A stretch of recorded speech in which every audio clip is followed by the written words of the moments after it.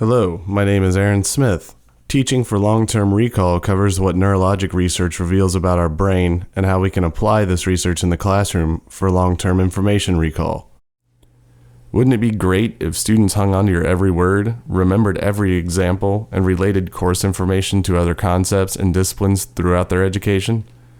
Pipe dreams aside, we know that in general, students are often more concerned with passing a class and the memorization of information just long enough to do so. However, as we take a more practical approach to content, we can ask, what would you like a student of yours to know in a year, 5 years?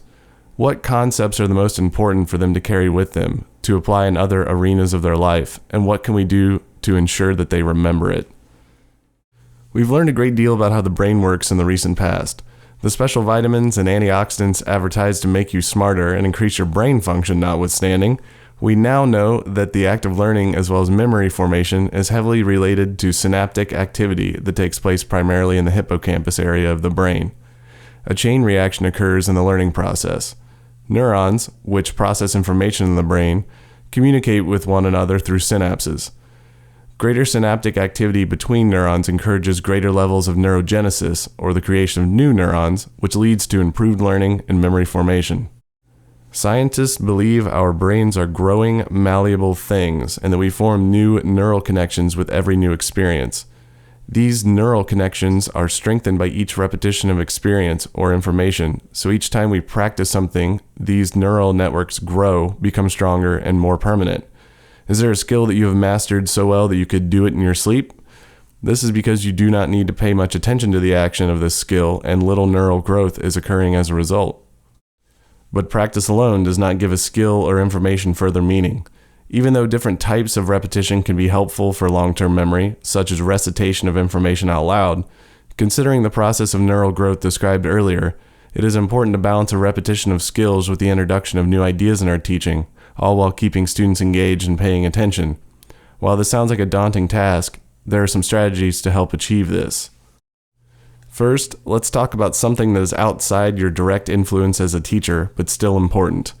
Scientists believe that sleep is where the bulk of long-term memories are formed, where experiences being replayed like video clips transform from short-term to long-term memory. The challenge of a teacher in this situation is presenting material relevant enough to the student that it warrants this type of replay in the future. Studies have also revealed that information in short-term memory is also better recalled even after a short nap. Most likely everyone who ever went to college is familiar with the term all-nighter. It's no surprise that exchanging sleep for time studying or otherwise is not great strategy for long-term recall. Even though a student's sleeping patterns are not something a teacher can directly control, perhaps it's worth passing along this information to your students, with of course the caveat that it is not licensed to sleep in your class. The concept of authentic learning is concerned with exploring content with real-world implications that a student can relate to and find relevant.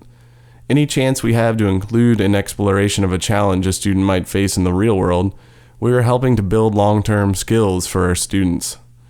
As students face these challenges, they build upon the neural networks created with the initial exploration.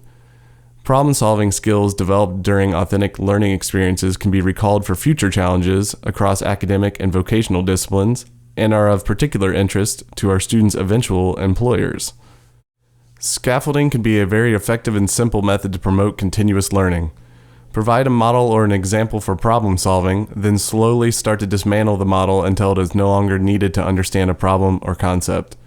Additional frameworks can be constructed and dismantled to build on and relate to basic concepts.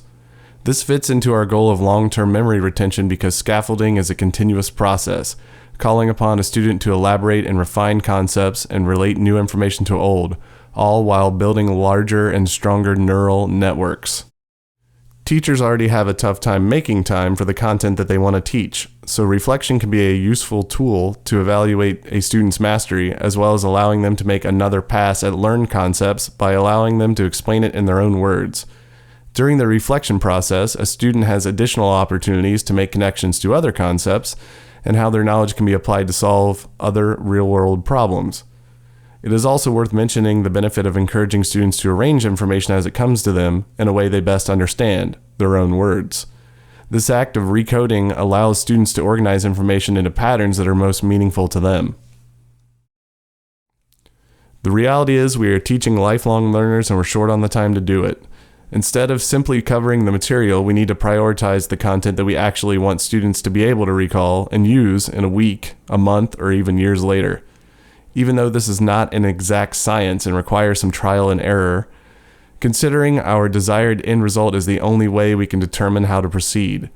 Once we have identified crucial ideas and concepts, we can begin utilizing the aforementioned strategies to deeply seed them within the growing neural networks of our students.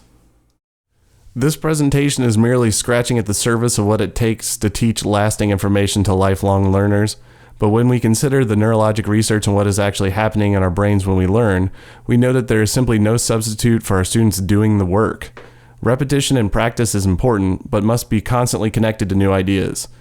We know time is limited. We must be realistic about the ideas and concepts that are important and grow them into skills for our students to carry forward throughout their lives and careers.